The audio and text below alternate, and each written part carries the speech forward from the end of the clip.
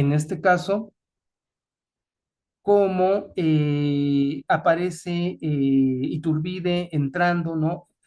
Pasando por un arco triunfal enorme, ¿no? Con las banderas nacionales, etcétera, algunas alegorías en escultura, y cómo lo están recibiendo, ¿no? La población de esa Nueva España, que ya está muriendo, el gran convento de San Francisco de México, quizá la Casa de los Azulejos, que lo vemos aquí, ¿no? Hoy el famosísimo restaurante Samos, muy conocido. Y bueno, pues entra justamente a la capital en el año de 1821, el 27 de septiembre de 1821. Vamos a ver también algunas litografías, algunas estampas, ¿no? Donde se retrata la entrada de Iturbide, en este caso por la garita de Belén, que aquí estaba, ¿no? Es una de las entradas a la Ciudad de México, y están justamente viendo algunos de ellos, ¿no? Unos están subiendo a los árboles para ver entrar al ejército trigarante, entrar a ver a Iturbide, ¿no? Entrar a la Ciudad de México por esa garita. Aquí hay otra litografía, perdón, una acuarela anónima, ¿no? Donde vemos a Iturbide, sí, con traje civil, no viene de militar, está entrando a la capital, pero está basado en algunos, digamos, cuadros de marchas o entradas triunfales europeas, ¿no? Como en el caso de esta entrada de Napoleón en Berlín, ¿no? Hacia 1810, es muy contemporáneo a la Guerra de Independencia, pero justamente estas entradas de Iturbide, pues recuerdan justamente esas composiciones, ¿no? Que nos hablan de estas entradas triunfales a las ciudades, ¿no? Como en este caso, este es otra grabado anónimo, sin fecha, donde vemos justamente a Iturbide entrar nuevamente por la garita de Belén.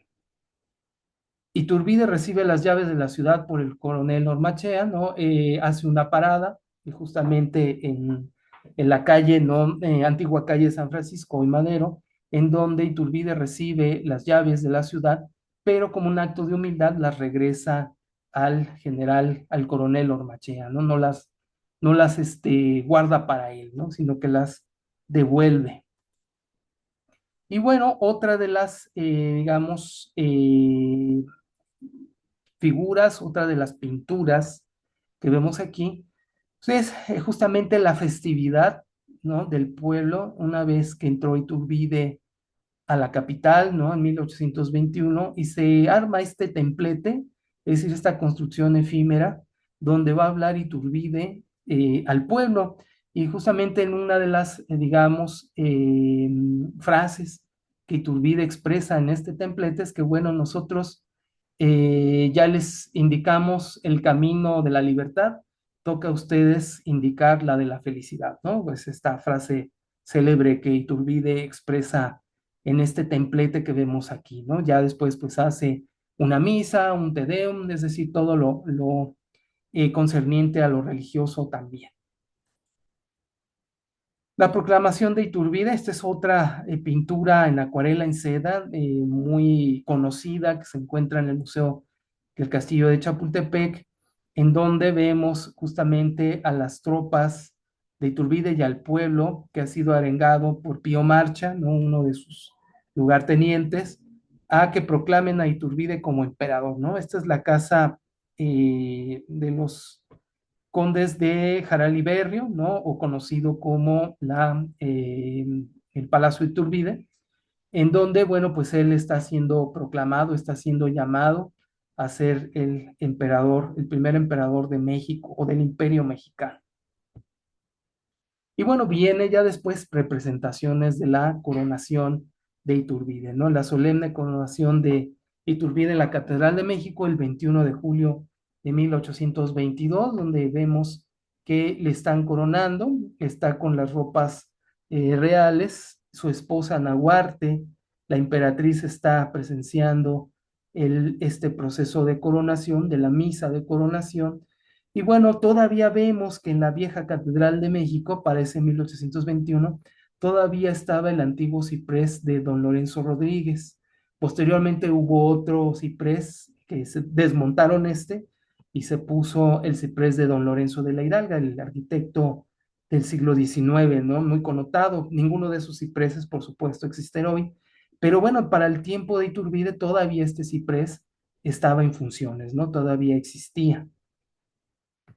Hay algunos cronistas que hablan sobre la coronación de Iturbide, ¿no? Algunos de una manera, digamos, chusca, ¿no? Ridiculizando al primer emperador de México, ¿no? Donde aquí tenemos algunas de las críticas, ¿no? Por ejemplo, Carlos María de Bustamante relata, ¿no? Nos dice que es fastuoso el acto, que es lujoso, es excesivo, ¿no? Es muy excesivo y que justamente Iturbide parece un huehue, ¿no? Dice, parece vestido como estos huehues de Huejotzingo, ¿no? Para un carnaval, dice él, ¿no? Burlándose de este hombre, ¿no? De Iturbide. Lucas Alamán, que es uno de los grandes historiadores del bando conservador, muy despreciado por ese hecho, ¿no? De haber sido conservador, ¿no? Pero que tiene obra, pues, histórica bastante importante, que reconoce la solemnidad, el carácter del acto, etcétera, etcétera, pero que admite que Iturbide tiene una debilidad, ¿no? Y que el imperio mexicano, pues, está débil, ¿no? No tiene bases sólidas. Y José María Luis Mora, ¿no? Liberal, justamente señala el carácter teatral, artificial, etcétera, ¿no? Algunos comentan que la corona de Iturbide fue hecho por prestaciones del Monte de Piedad, es decir, no había dinero. La guerra de independencia había acabado con todas las arcas, no había dinero, entonces, bueno, para la coronación se tuvieron que pedir candelabros y se tuvo que hacer la corona con un préstamo del Monte de Piedad, ¿no? Ese es un dato, pues, muy curioso, y ya después, pues, se devuelve eso. En esta alegoría de Iturbide, ¿no? Muy característica, de 1822, José Ignacio Paz hace este óleo que se encuentra en el Museo de Chapultepec, en donde vemos a Iturbide como emperador, lo está coronando la patria como una mujer indígena que lleva un macahuitl, ¿no? Una macana de navajas, muy estilizada, y vemos a Hércules, ¿no? Al dios mítico, ¿no? El fundador mítico de la nobleza española, en particular, que está coronando al emperador Iturbide, ¿no? En este caso vemos al águila mexicana devorando y atacando al león hispano, ¿no? Que es uno de los símbolos de la realeza hispana. Y vemos al fondo a Ana Huarte y a sus damas que están presenciando la coronación, ¿no? Iturbide está siendo coronado por la patria y por España misma, ¿no? Por el dios fundador mítico de la nobleza española, ¿no? Las armas al suelo, todas las armas, los tambores, las banderas, etcétera, etcétera, han sido puestas al piso, puesto que ya es un periodo de paz, ¿no? Ya Iturbide está garantizando por fin, después de 11 años de guerra, pues la paz que toca ahora sí para esa, digamos, existencia feliz que tiene que tener ahora el primer imperio mexicano, ¿no? Al fondo, un ángel con una enorme trompeta que es alegoría de la fama, ¿no?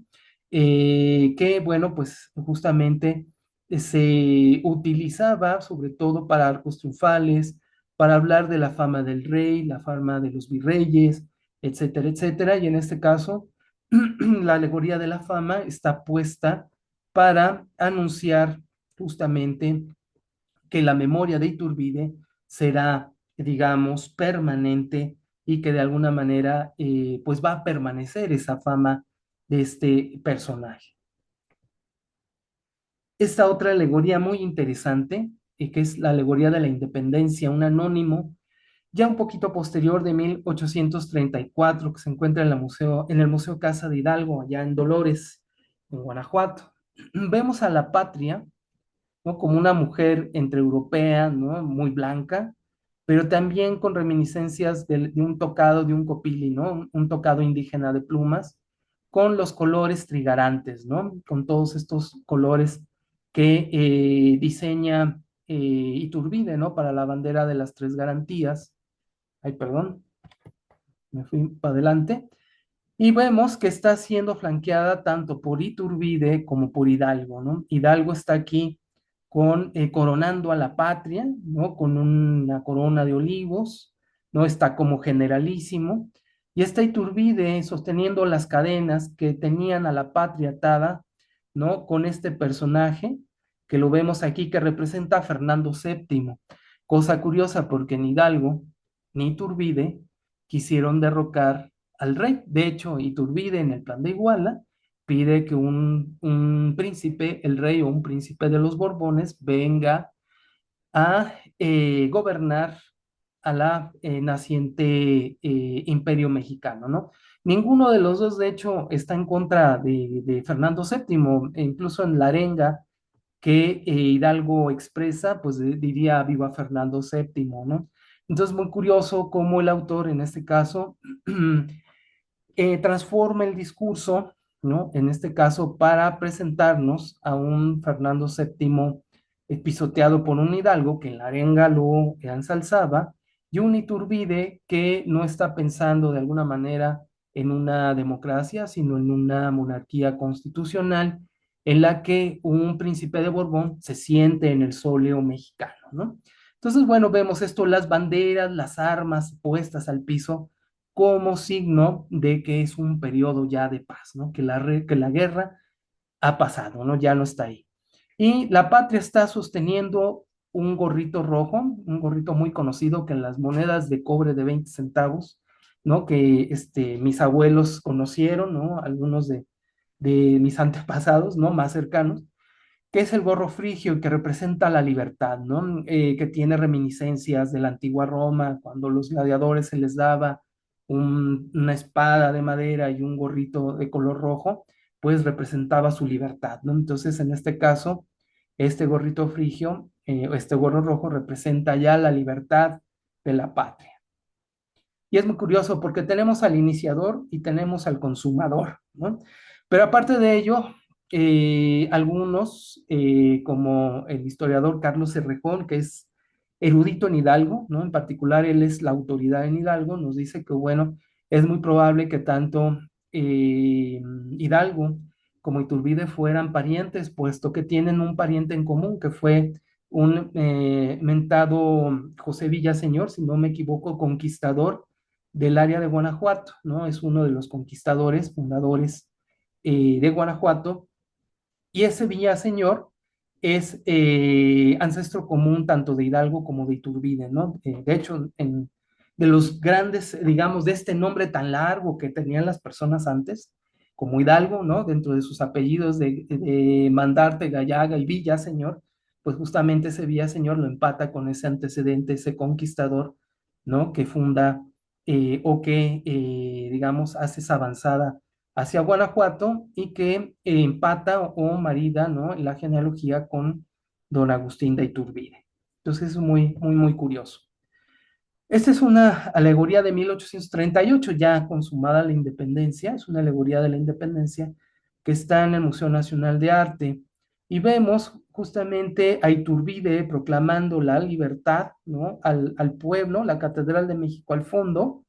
Vemos a una escultura que representa la patria mexicana, que está pisoteando una piel de león, ¿no? Es decir, ese león que representa a la corona española en particular.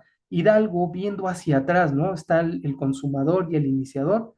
Y vemos a los soldados cómo están en esta escena, ¿no? Muy particular, cómo las sombras están llegando hacia la luz, ¿no? A la luz que está proyectada hacia Iturbide, ¿no? Hacia el iniciador, ¿no? Entonces es muy, digamos, particular cómo de alguna manera el periodo de oscuridad, ¿no? Que fue vaya, la sujeción con España, comienza a iluminarse con la figura de Iturbide e Hidalgo, ¿no? Eso es muy particular.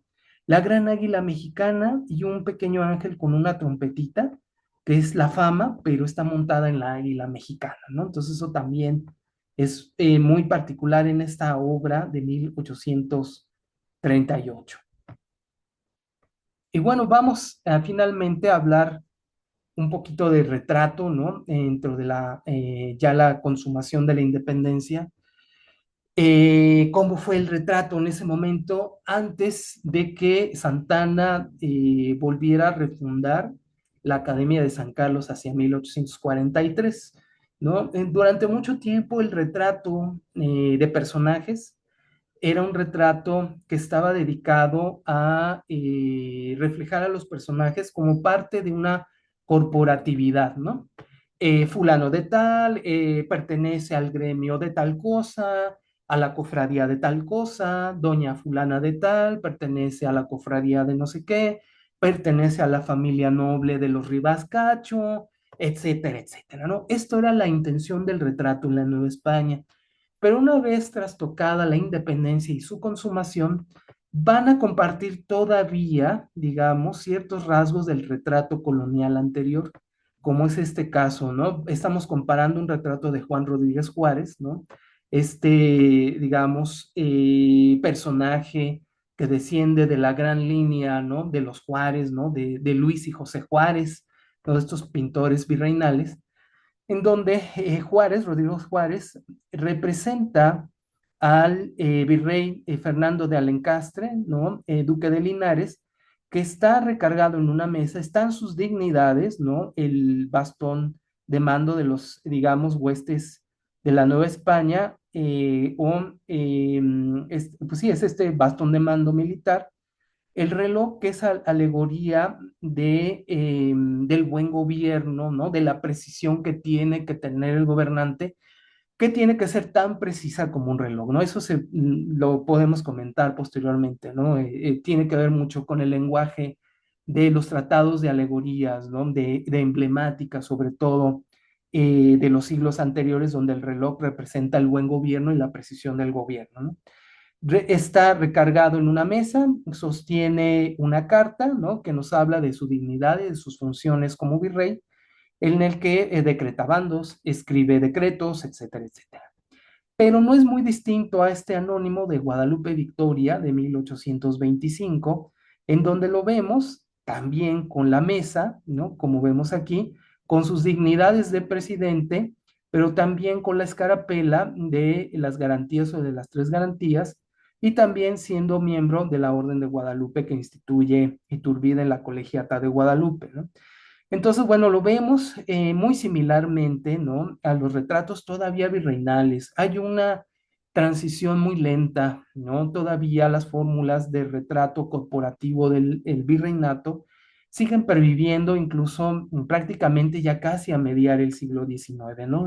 No cambia de una manera estrepitosa o rápida, ¿no? Entonces, ven ustedes, pues que hay un símil ahí. Vemos, por ejemplo, el similar entre un óleo que hizo el pintor José María Uriarte de don Agustín de Iturbide en 1823. Se encuentra en la Catedral de Guadalajara. Este es un pintor jalisciense que se forma en la Academia de San Carlos. No sabemos bien a bien en dónde nace, pero su esfera de acción es en Guadalajara, ¿no? Donde hay muchos rastros artísticos y digamos, rastros del primer imperio de Agustín de Iturbide, ¿no? Entonces lo vemos nuevamente hacia 1823, representado prácticamente como en un óleo del pasado virreinal, en donde vemos las columnas, ¿no? Justamente que sostienen el gobierno del emperador, como sucedió también cuando se representan columnas en los retratos de virreyes, que son las columnas que sostienen el gobierno de un virrey, ¿no? La corona, la mesa, ¿no? Que sustenta sus títulos, etcétera, etcétera, ¿no? Lo mismo pasa aquí, ¿no? En este cuadro de Guadalupe Victoria. Sin embargo, bueno, aquí tenemos ya un acercamiento de este retrato de José María Uriarte. Otro retrato ya anónimo del siglo XIX, ya de Agustín Iturbide como emperador de México. Sin embargo, seguimos teniendo ciertos elementos del pasado colonial, ¿no? El retrato virreinal, ¿no? Como tal, hace gala durante muchos siglos de los fondos neutros, ¿no? El fondo negro o el fondo neutro, principalmente. Es muy raro que nos pongan escenificaciones, ¿no? Como en este caso sí, o en el del virrey Duque de Linares, donde vemos o adivinamos que puede ser una sala o un salón, pero no sabemos exactamente en dónde están los personajes representados. Sin embargo, desde el gobierno de los Austrias, ¿no? Hasta los mismos Borbones, todavía siguen utilizando los fondos neutros, como en este caso, ¿no? En este caso, igual, el emperador Agustín I por Josefus Arias Huerta, que se encuentra en el Museo de Filadelfia, allá en Estados Unidos, donde hace gala nuevamente de los usos de los fondos neutros. Aunque, pues no, aquí vemos a Agustín de Iturbide utilizando la misma fórmula de representación de las dignidades reales que se utilizó durante todo el virreinato de la Nueva España, desde los Austrias hasta los Borbones, ¿no? No hay un cambio tan radical en ese momento, ¿no? También hay relicarios, ¿no? También hay retratos en formato pequeñito, pues, como esta acuarela sobre marfil de 1822, donde vemos a Agustín de Iturbide representado, pero que está retomando probablemente algunos de los retratos o litografías que existían de él, ¿no? Eso también es muy importante anotarlo, ¿no? Este retrato al óleo anónimo hacia 1830, que se encuentra en la Casa de Morelos, que probablemente estuvo basado en una moneda. Muchos de los emperadores y desde el mismo Renacimiento, las personajes importantes, ¿no? Se hacen representar de perfil a la manera romana, justamente. Pero en este caso que vemos a Agustín de Iturbide en su dignidad militar, con en el pecho con la orden de la orden de los Guadalupes, ¿no? Como lo vemos aquí, que él instituye ya en la Colegiata de Guadalupe, pues lo vemos a la manera romana. No es probable que este retrato haya estado basado, como este, que es un óleo sobre marfil de formato chiquito, haya estado basado en alguna moneda, en alguna acuñación. Vemos, por ejemplo, en el retrato femenino a doña Josefa de la Cotera, que en 1816, es decir, en plena guerra de independencia, todavía se está retratando a la manera virreinal. Vean ustedes, ¿no? El fondo neutro con el escudo de armas de su familia como tal y alguna cartela que nos habla de quién es el personaje, cuándo se retrató, a qué edad se retrató o en qué momento, en qué año murió, que era muy común verlo en el retrato virreinal. Todavía en 1816 estamos viendo la, digamos, existencia de estos antiguos recursos. Y bueno, vamos a ver algunos pintores ya finalmente, como es el caso de José María de Estrada, que nace en Guadalajara, y como tal, sus especialidades es la pintura y la platería, y estudia con José María Uriarte, que justamente acabamos de ver un par de cuadros de Iturbide, y que, bueno, ingresa a la Academia de Artes de Guadalajara como tal, y su especialidad pues va a ser el retrato. Sin embargo, José María Estrada va a seguir retratando a los personajes a la usanza virreinal, como estamos viendo, ¿no? La cartela se mueve, se sabe que se pinta a los 48 años y se siguen utilizando los fondos neutros, ¿no? Como vemos aquí, en este otro retrato de Miguel Arochi Baeza, lo vemos, ¿se acuerdan del virrey Duque de Linares, cómo sostiene una carta? Bueno, pues aquí nos habla de su condición de licenciado, ¿no? De su condición justamente de escribir, vamos, de su oficio, donde escribe cartas o documentos importantes. Como verán, todavía para este entonces, todavía estos elementos del pasado colonial están presentes, ¿no? Están muy activos. Este retrato de María Estrada, de Manuela Gutiérrez, retrata a esta niña de 1 año y 4 meses hacia el año de 1832, que la vemos aquí, ¿no? Vestidita de blanco, está en un fondo, no sabemos, sabemos que está en algún salón, pero no sabemos dónde está, ¿no? Curiosamente sigue utilizándose ese recurso antiguo, ¿no? Y un perrito que parece más bien un borreguito, ¿verdad? No, no está bien terminado, pero lo que importa en este caso es decir que esta niña es el personaje. Ya no se trata de hacer un retrato de corporatividad, sino ya empieza a haber esta necesidad de hacer un retrato de identificación de persona, ¿no? De la persona. Es fulano de tal que está a los 40 y tantos años retratada o falleció a tal edad, ¿no? Ya la corporatividad como tal ya no es tan importante, ¿no? Como en el caso de José María Estrada, este pintor jalisciense, en donde vemos nuevamente el retrato de este que podría ser un retrato de angelitos, en donde retrata a Manuel Eustaquio, ¿no? Muerto hacia el año de 1842, ¿no? Que lo estamos viendo aquí sosteniendo una flor, en una cartela, ¿no? Sus datos, cuándo vivió y cuándo murió, ¿no? Pero ya, si se dan ustedes cuenta, ya no son estos retratos que están buscando hablar de que se pertenece a cierta familia importantísima, de tal cofradía, etcétera, etcétera. No, lo corporativo que sí interesaba mucho más en la Nueva España, ¿no? Entonces, eso es lo que estamos viendo, ¿no? José María Vázquez, tenemos a otro pintor que se forma en la Academia de San Carlos también, y que retrata, ¿no? Se destaca como retratista y cuya producción, pues bueno, tuvo todo este estilo neoclásico, ¿no? Donde ya esta dama que ya está bastante bien lograda, ¿no? Donde la vemos con toda la cartela de quién fue, todavía este recurso novohispano, sin embargo, ya con el atuendo propio de la primera mitad del siglo XIX, ¿no? Hacia 1820, 30 aproximadamente, donde la vemos aquí representada. Vean ustedes el retrato de José María Vázquez, ya en 1814 hace un retrato de una monja concepcionista, pero vean ustedes que todavía tiene los dejos del barroco novohispano, ¿no? Tiene esta, digamos, oscurantismo, donde la figura central es el portador de la luz, ¿no? No es el espacio, sino es el personaje el que está iluminado, y al fondo la cartela con las dignidades de la persona o del personaje.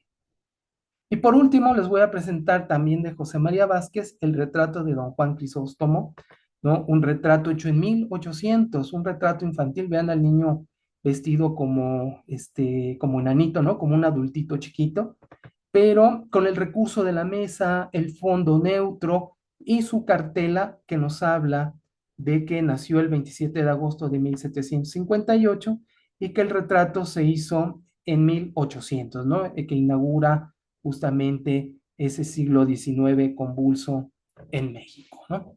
Entonces, bueno, pues no sé si hasta aquí tengan dudas, preguntas, algo que quisieran agregar. Creo que se me va a volver a acabar la sesión. Si quieren, hago otra, les mando otra liga y comentamos algo que quisieran saber.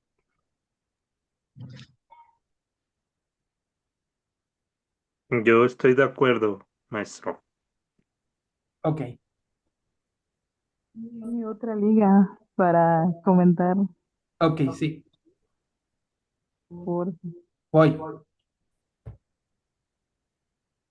Ahí voy, ahí voy, ahí voy. Es que me está diciendo aquí que tengo aquí 5 minutos, no sé por qué. Bueno, ahí voy. Déjenme salgo.